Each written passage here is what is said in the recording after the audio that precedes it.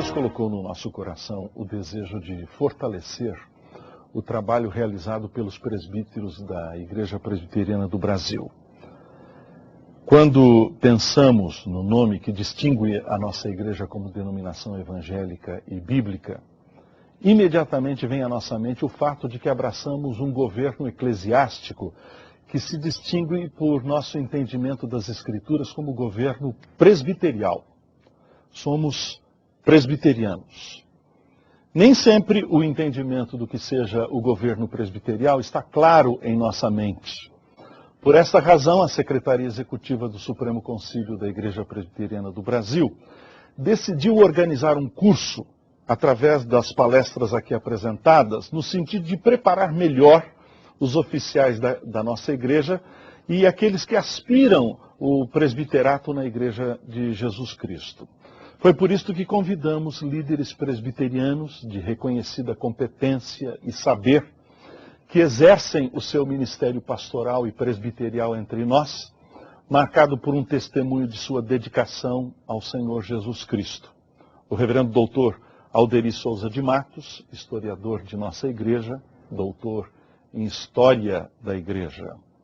O reverendo doutor Augustus Nicodemos Lopes, chanceler da Universidade Presbiteriana Mackenzie, doutor em Novo Testamento. O presbítero Solano Portela, presbítero da Igreja Presbiteriana do Brasil, mestre em teologia. O reverendo Cláudio Marra, editor-chefe da Casa Editora Presbiteriana. O reverendo doutor Mauro Meister, doutor em Antigo Testamento. O reverendo doutor Heber Carlos de Campos, doutor em Teologia Sistemática. E eu, reverendo Ludgero Bonilha Moraes, doutorando em Teologia Contemporânea. A primeira parte de nossas palestras tratará das características bíblicas do presbiterato. Lembrando que esta liderança na Igreja de Jesus Cristo foi chamada a ser uma liderança pastoral, uma liderança compartilhada, uma liderança masculina, uma liderança qualificada e uma liderança serva.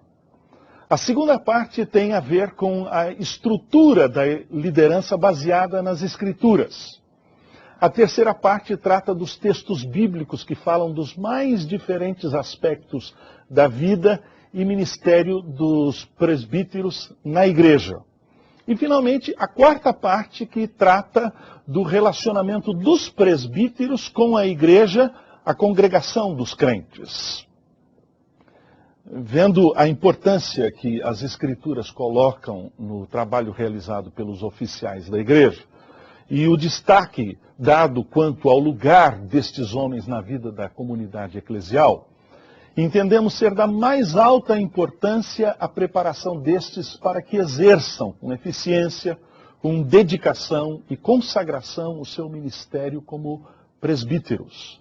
A experiência de muitos e o entendimento de vários outros é que os presbíteros têm unicamente o papel como parte de um conselho administrativo na igreja, tendo sido roubada de muitos a ideia de que os presbíteros em colegiado foram chamados ao pastoreio da igreja.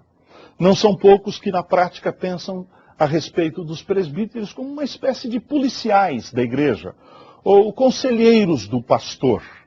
Outros têm a ideia de que estes são os que controlam aqueles que irão trabalhar.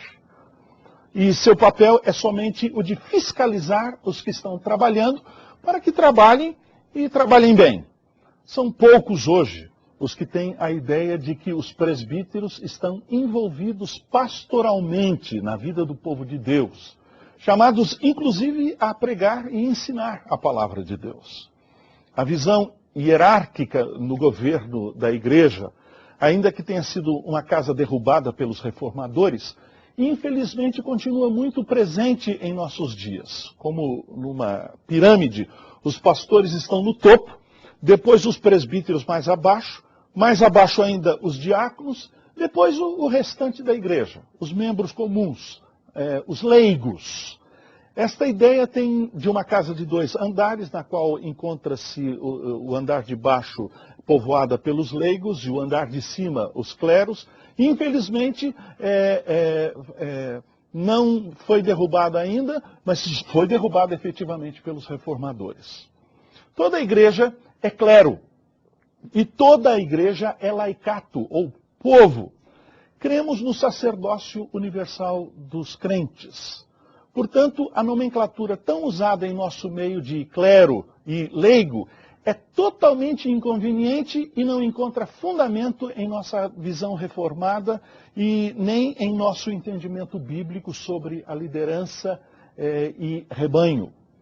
A ideia do bispo, como aquele sentado em sua cátedra, e os seus ajudantes em posições hierárquicas inferiores, é uma ideia que não reconhecemos como bíblica. Lembre-se, quando falamos de presidente, estamos falando de alguém que modera um concílio. Uma igreja local não tem presidente, portanto, pois ela é presidida por Cristo através de um grupo de oficiais. A Igreja Presbiteriana do Brasil não tem presidente. Quem preside a igreja é Cristo, através dos concílios da igreja. Aquele conceito, portanto, de que os presbíteros são pessoas influentes na vida da igreja, chamados para conciliar o pastor ou administrar as finanças da igreja. Este conceito não encontra qualquer suporte bíblico. Na verdade, este contradiz o ensino claro das Sagradas Escrituras. Ninguém precisa conhecer grego profundamente ou ser treinado numa escola teológica para saber que este conceito de presbiterato, como uma junta de diretores de uma organização, que é uma igreja local, é totalmente irreconciliável com a definição que o Novo Testamento dá sobre o presbiterato. De acordo com o conceito do Novo Testamento sobre o presbiterato, os presbíteros lideram a igreja, ensinam, pregam a palavra de Deus, protegem a igreja dos falsos mestres, exortam, admoestam os santos na sã doutrina, visitam os doentes, oram por eles e com estes julgam assuntos doutrinários. E segundo a terminologia bíblica, os presbíteros pastoreiam, superintendem, lideram e cuidam da igreja.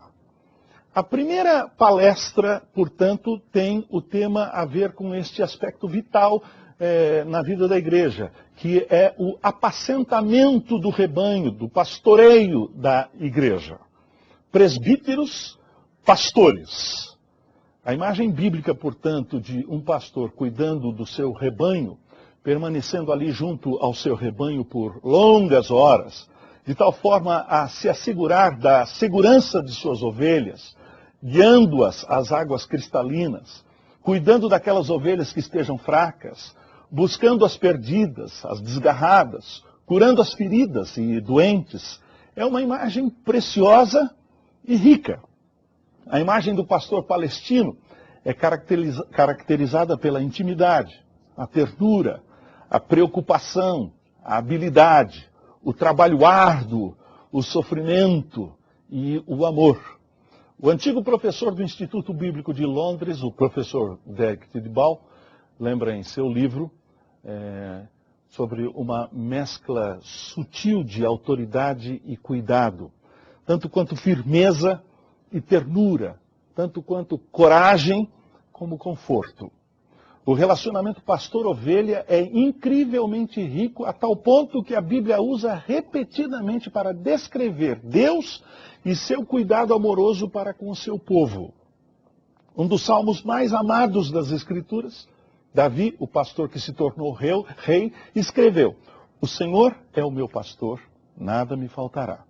Deitar-me faz em verdes pastos, guia-me mansamente às águas tranquilas."